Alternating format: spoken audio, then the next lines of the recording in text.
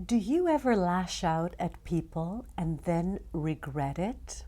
Do you sometimes feel depressed about life and brood in your own self-pity? I know I have, and that's why today's video is dedicated to healing our traumas, because much of this behavior originates in childhood traumas that we may or may not even be aware that they're still influencing our reactions.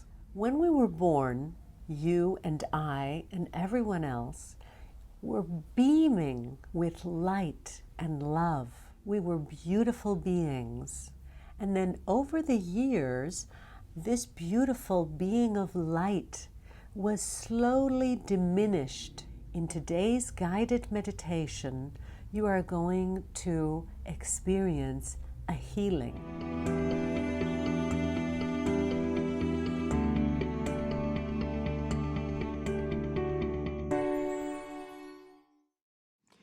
Dear lover of wisdom, we all came into this world in a blissful state.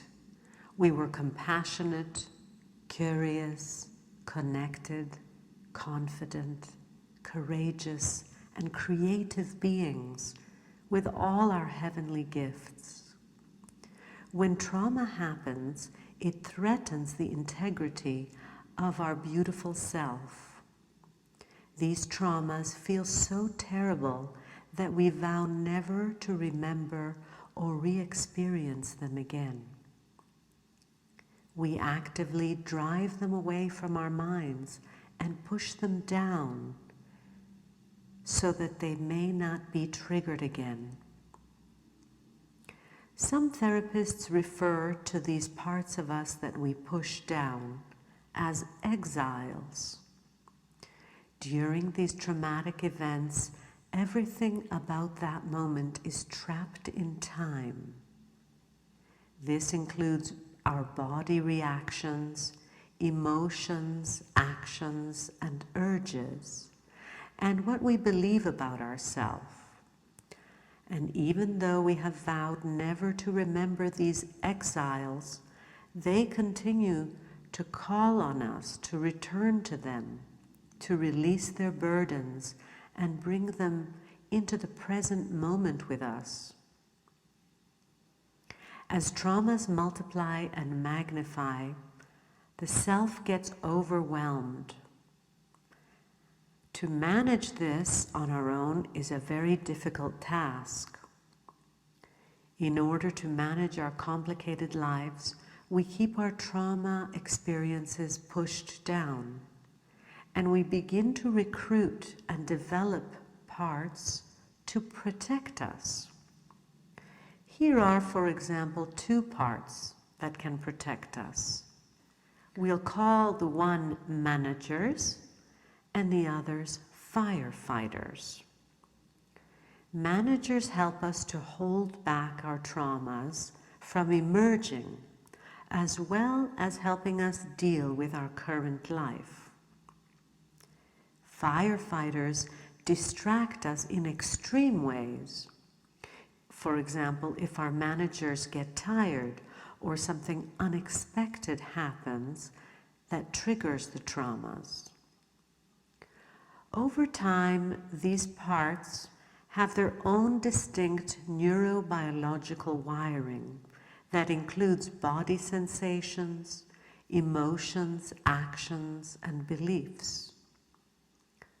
Managers usually keep our mind and body continually busy in some kind of way. Sometimes this looks like labels that seem positive. Sometimes they are the very thing that brings us to therapy. For example, obsessive-compulsive disorder or hypochondriac. All of our parts have a protective and positive intention for us, even the ones we want to get rid of. I prefer to think of these parts as functionally dysfunctional. Firefighters are the reactive parts that usually show up in extreme ways to distract us. For example, they often take the form of an addiction: food addiction, sex addiction, pornography, or just about anything else you can think of. They're also tending a lot to tantrums and anger. Or it can be something completely opposite and look like a shutting down or a numbing, which many of our addictions actually help us to facilitate. For example, if someone would trigger my internal firefighters, I would have a fit of rage, and then I would drink alcohol to numb it all out. One of the most complicated firefighters is a dissociative protector. The dissociative protector can override almost everything else, in spite of the inconvenience and embarrassment that comes with dissociation. I truly believe that it is a gift that led to my survival, and your survival too, depended on these managers and firefighters. For many of my clients with a history of abuse, often dissociative protectors will cloud the mind and take them out of time and awareness, interrupt their ability to hear what's happening around them, make them sleepy even when we've had plenty of rest. The numbing out of the body, the numbing of the senses, a kind of shutdown, is the ultimate strategy when it comes to processing and releasing trauma. Understanding, appreciating, and befriending dissociation is likely the only way this part will consider allowing us to have access to the traumas.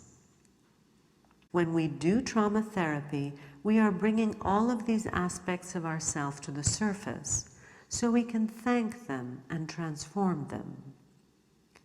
The goal of therapies like the internal family systems or family constellations or drama therapy is to begin to understand and work with our protectors.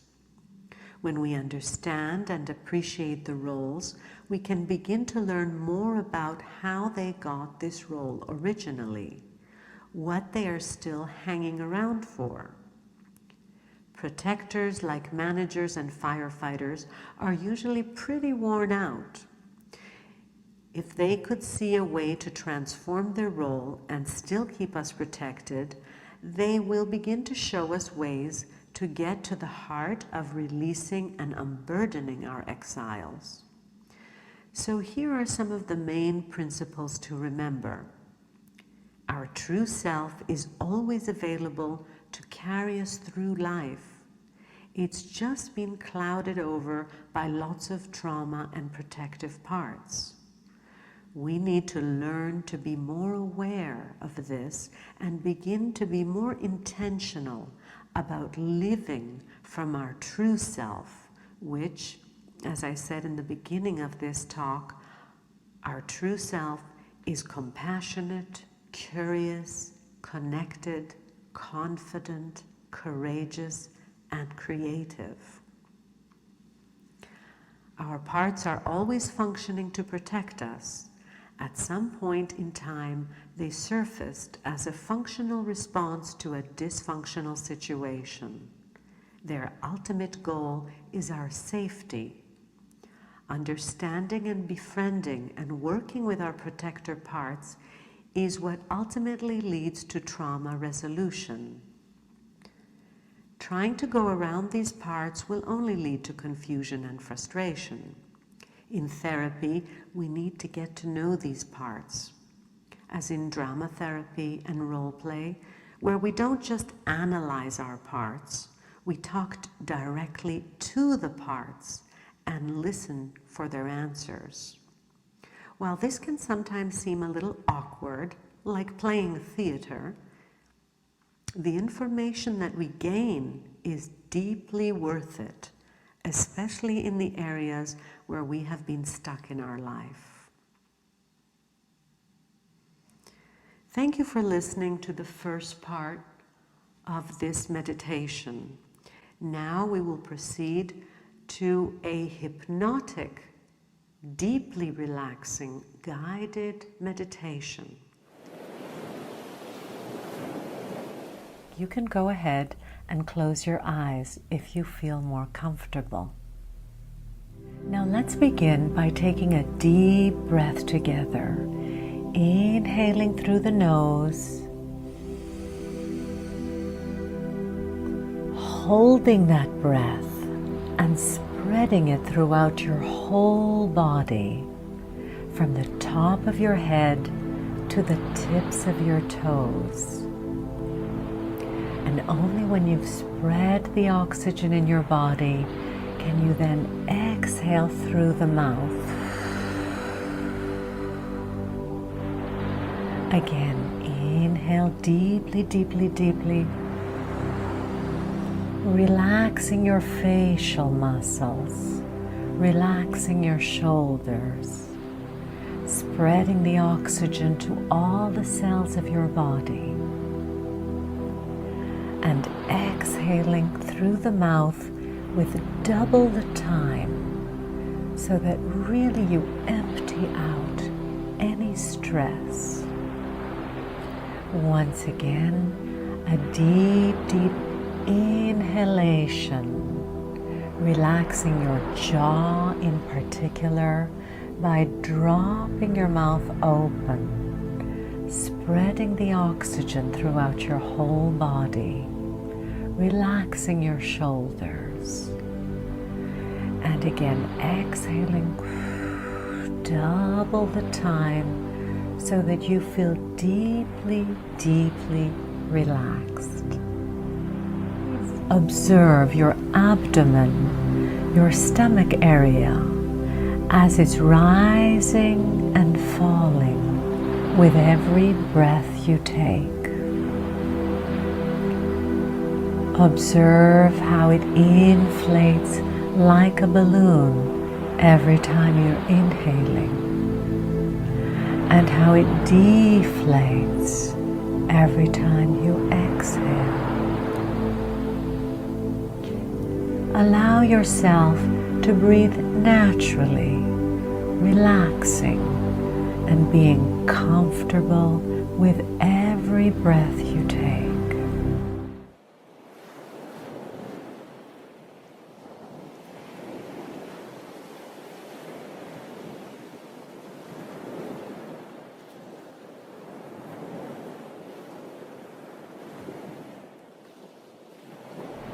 Inhaling and exhaling.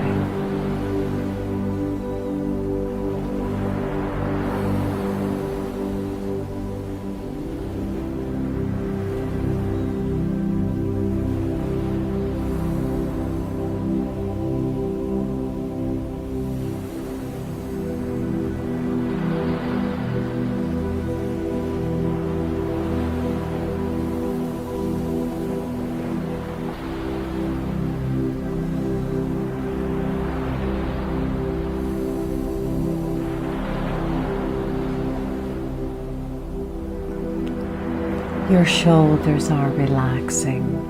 Your whole right arm is relaxing. Your whole left arm is relaxing. The abdomen area is relaxing. Your genital area is relaxing. Your whole left leg is relaxing. Your whole right leg is relaxing.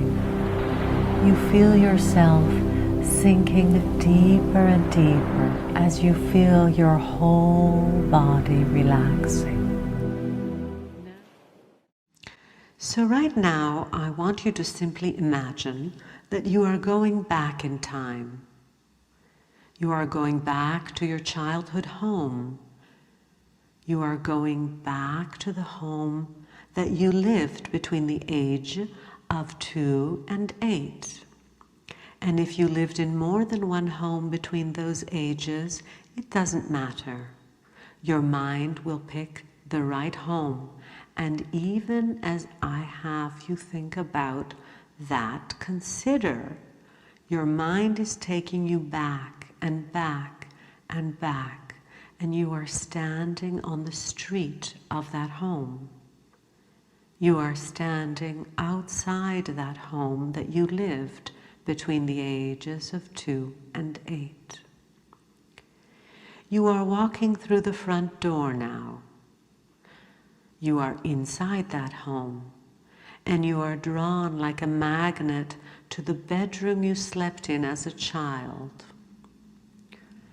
And now you are outside that bedroom. Your hand is on the door handle, and you are just about to go into your childhood bedroom. In that room is you as a little child. And you know this little child so well, and you have a complete affinity with that child. And they know that you are there, more grown up.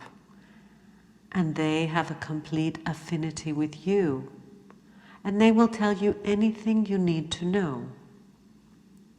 So open the door, go into the room, and that innocent child, your younger self, is sitting on the bed. That little bed that was once yours, with your favorite toy beside it. On the bed, there is that little child between the age of 2 and 8, and you ask permission to sit down next to that little child. The child looks at you in the eyes and accepts you to sit next to them. You know this child so well, their dreams, their fears, and they know that you are them from their future, visiting. You're all grown up, and they are completely comfortable with you being in the room. And I want you to ask that child some questions. As you ask each question, the authentic answer will spring to your mind effortlessly. You are asking the child, are you happy or unhappy? And the answer is coming up immediately, thumbs up or thumbs down. There's no right or wrong answer. This answer may change each time you do this meditation. I want you to ask that child another question. Who loves you? And the answer will come up immediately. I want you to ask them if they feel lovable. Remember, there is no right or wrong answer. Now ask them what the people raising them, usually mommy and daddy, but that could also be grandparents or relatives, what do the people raising them do or do not do that make that child feel not lovable enough?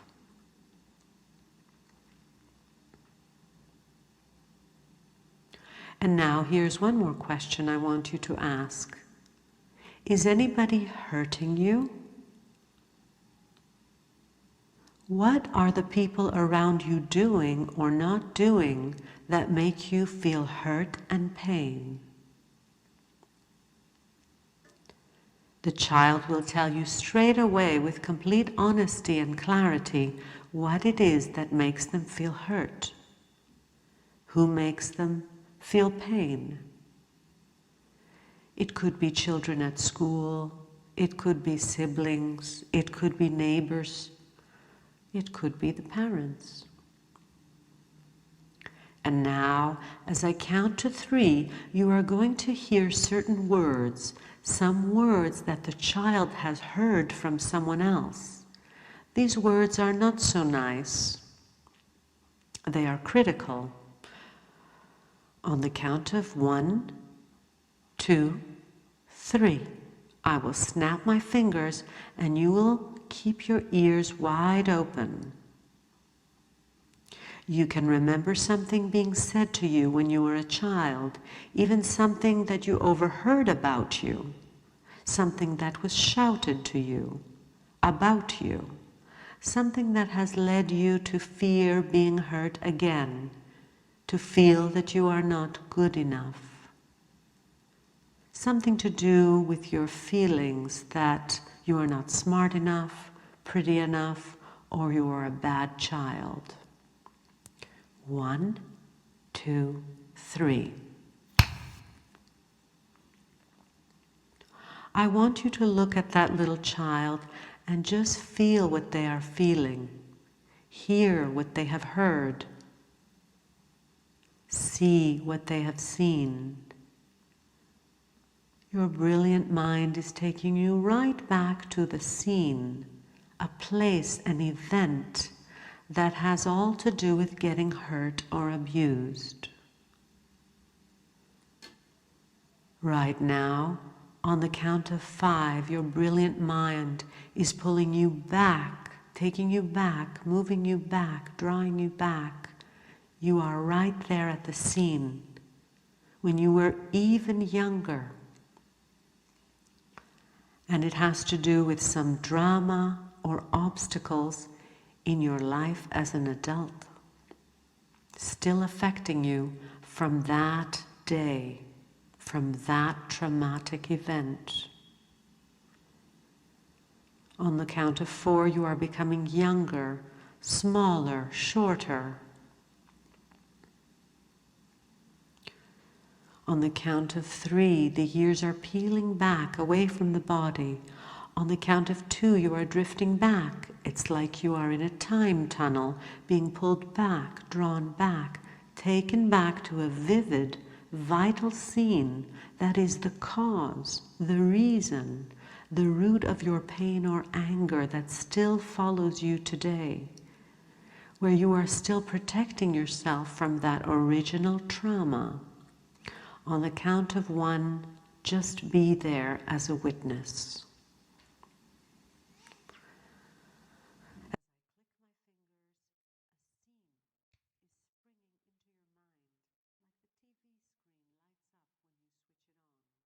This scene is coming into your mind as I ask you a set of questions which you will instinctively, automatically answer. Is it daytime or nighttime?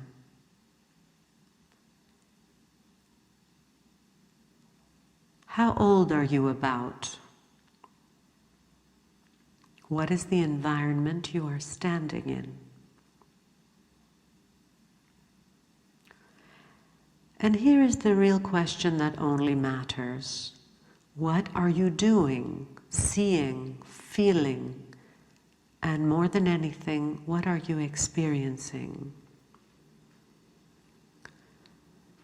And as you hear me saying, what are you experiencing, you are feeling that experience as if it just happened yesterday.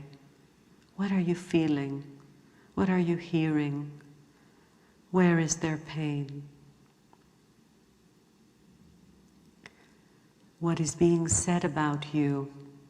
What's going on? Maybe you're at home with a critical parent or a critical relation or a babysitter. You may be at school with some children who are mean and bullying you, or siblings. I want you to just be aware what you are feeling and experiencing, as if it happened recently.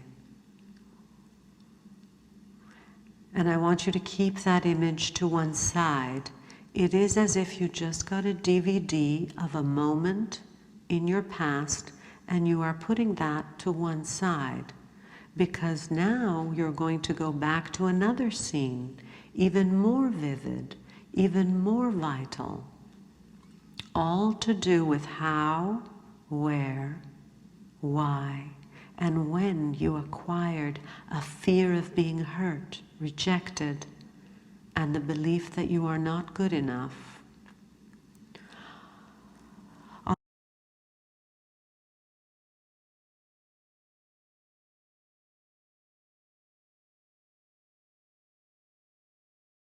Perhaps this time it's a little later in your life, in your tweens or early adolescence.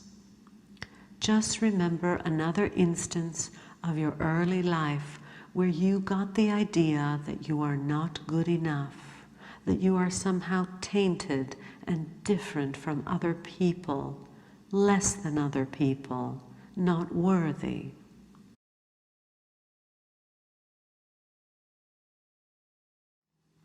Is it daytime or nighttime? Are you inside or outside? Are you on your own, or is anyone with you? And finally, what are you doing, seeing, feeling, and more than anything, what are you experiencing? You are feeling the feeling, experiencing the experience, and remembering that scene as if it happened yesterday. Of course, you don't have to relive this. You are simply reviewing it as something sad, something really mean. You are just reviewing it because it's giving you a profound level of understanding of yourself. So just one more time, you are now going back to another crucial, vivid scene that has to do with how, where, and why you got this perception, this deep hurt, abuse, drifting back to this vital scene. Right back to that scene, the reason, the root of your fearing.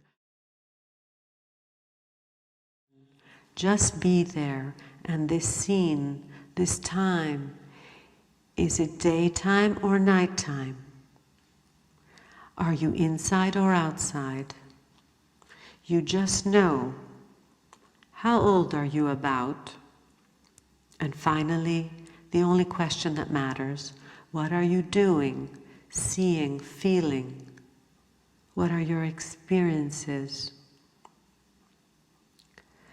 So I want you to keep these 3 scenes in your mind. I want you to look over and around those 3 scenes. Right now, your brilliant mind is looking over these scenes, and as it looks at them, it understands exactly how, where, and why you got this fear of being rejected. You got this trauma and feel unworthy. As your mind looks at these scenes, it's already processing this and going, oh yes, those are the people who said and did those really mean things to me. Someone said something mean, did something mean, I heard something mean, I thought my parents preferred my brother, my sister, that they were very mean. At least in those moments, maybe they weren't always mean, but in those particular moments, you felt abused. It doesn't matter what it is, it only matters that you are beginning to see just how and where and why, and more than anything, when you got those beliefs.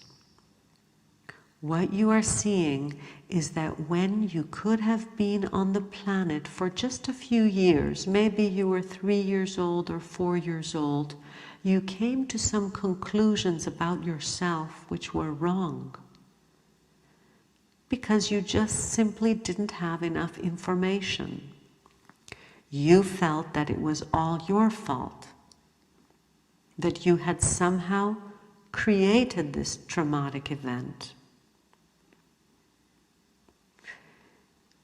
You may have exiled that part of you because of the deep pain, and you never wanted to remember it again.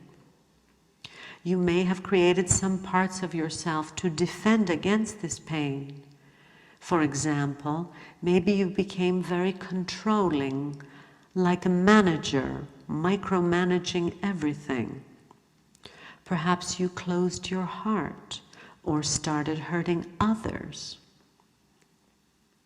And as you look over and around these scenes, you understand it's so powerful, so liberating, and so transforming, because you've begun to understand why and how those scenes affected you. But you also understand something else. You are not that little child anymore. You don't live with those abusive people. That isn't you, and they will never hurt you again. As you understand how and where and why you got hurt, you understand something else. It will never again for the rest of your life be relevant or necessary or appropriate or even remotely impressing on you to feel those feelings of hurt and pain again. So I want you to go back into the bedroom with that sweet little child. I want you to wrap your arms around that child, or take that little child by the hand. I want you to take them back to where you live today. Just take them with you. Now I want you to walk them through the front door of your house and show them where you live now. That those hurtful people are not around you anymore. You don't go to the school with the critical teachers or bullying classmates. Or those parents can no longer hurt you because they have become too old or are passed away.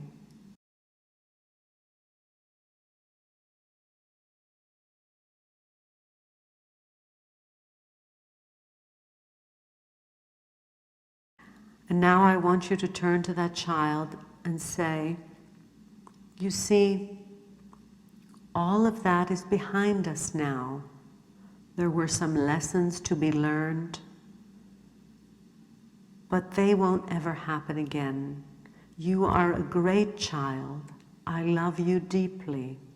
How lucky I am to be your older self.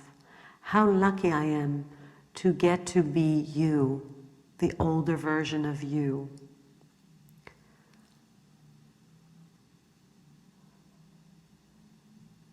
My dearly beloved younger self, I am becoming a loving parent to you now. No one in the world can play this role like I can. I love you exactly the way you are. I love you completely and unconditionally. You are safe with me now. I am protecting you here always. I will always have time for you.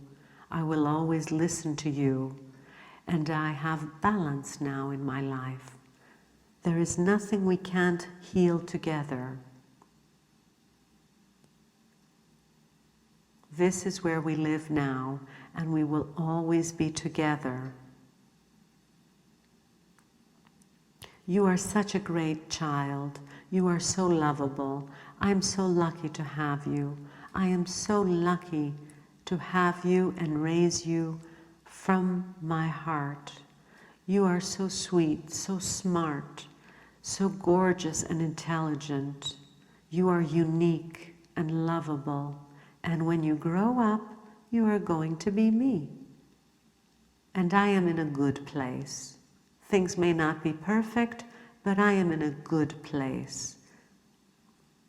And I want you to know that you can depend on me to always be next to you.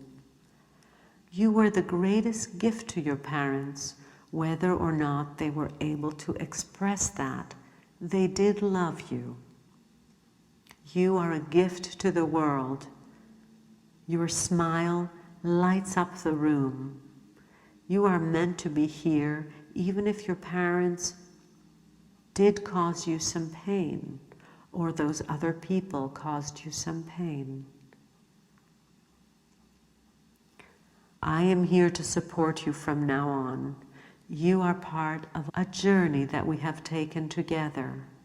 In the whole history of the universe, there will never be another being quite like you. You have special gifts to offer. The world can become a better place simply because you exist in it. People can be mean sometimes and critical, but you are choosing every day not to allow this to affect you. Because remember my key words, my voice is going to be with you, my voice is staying with you, and will always be next to you. Praise yourself all the time. Every day, say to yourself, I am lovable, I matter. I can't be hurt or rejected unless I allow it myself. I am the one who gives other people power. So I choose to believe in myself and not give other people power over me. I am here with something very valuable to offer. Believe in yourself. The most important words you hear are the words you say to yourself. So always praise yourself every day in a loving way.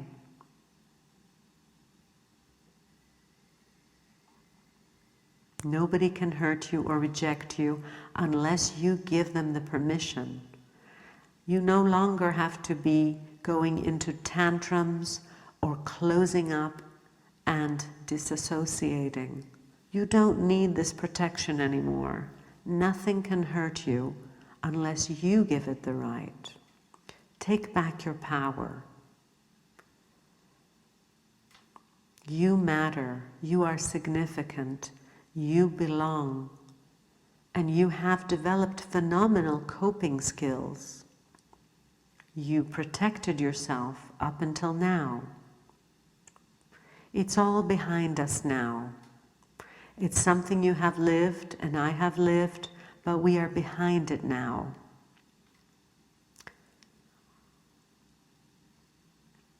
When you were a kid, you needed people to love you and protect you from abuse and rejection. And now you are all grown up. You are doing such a great job. You don't need those critical people from your past to love you anymore. You can love yourself, and you are doing a great job simply by being in this meditation and doing it on a regular basis. It will make you bulletproof, rejection-proof, pain-proof. People can say horrible things to you, but you can let it go. Like a heavy bag or burden, just leave it on the side. You don't have to let it in. You don't have to carry any burden. So as you go deeper, you are so aware of a powerful transformation taking place within you. You are becoming whole again. You have a sense of deep self-worth and self-value, a positive image of yourself based on your loving heart. You may never be famous or a celebrity, but you can be a very valuable contributor to this world. Try to focus on all the positive things of your childhood, all the sunny days, all the plays in the park, some friends, your freedom, your happiness. There were some good times, of course there were. On your birthdays, there might have been some good friends next to you. So let's just keep focus. The most important words you will ever hear are the words you say to yourself and believe. The most important opinion is your opinion. It doesn't matter what happened in your childhood. You are a beautiful, talented, lovable grown-up. The person you are today, and the past is no longer relevant. Keep the lesson, release the pain. All these things are out of your life now. and you will remember only the sunniest memories. Tell yourself, I accept myself as lovable. I see myself as lovable, as attractive. I easily offer love and I easily accept love. I am filled and nourished by the love that surrounds me. From the sun, from my friends, from myself, most importantly. As you say those words to yourself on a daily basis, you will see this transformation happen. You easily give and receive love. You are filled and nourished and sustained by love. Love is in the air. You simply have to take a deep, deep, deep breath and fill your whole heart with a warm, golden love. You are a loving, powerful person. So on the count of 3, you will be returning to your full awareness. 1, 2, 3. Open your eyes slowly whenever you are ready.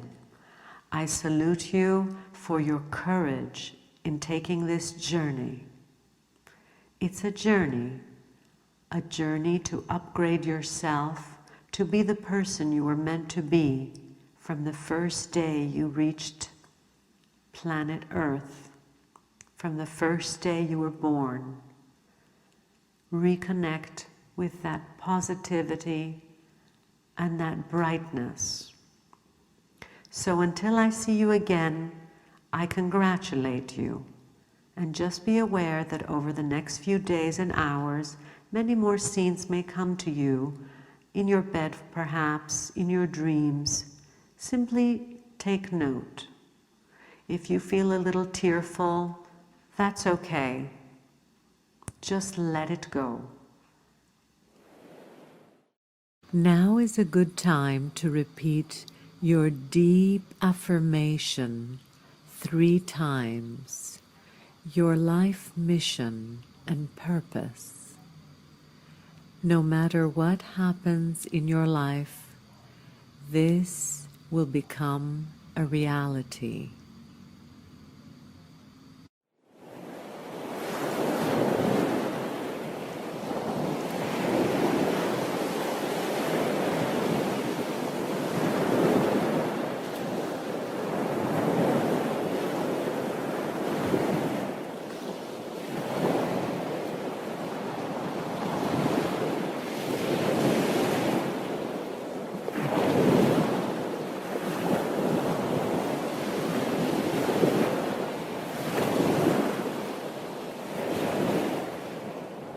And now, on the count of 3, you're going to return to full open awareness, returning to your ordinary life. 1, take a deep breath, expanding your shoulders, expanding your arms over your head like you do early in the morning, stretching yourself. 2, take another deep breath and move your body, stretching from side to side.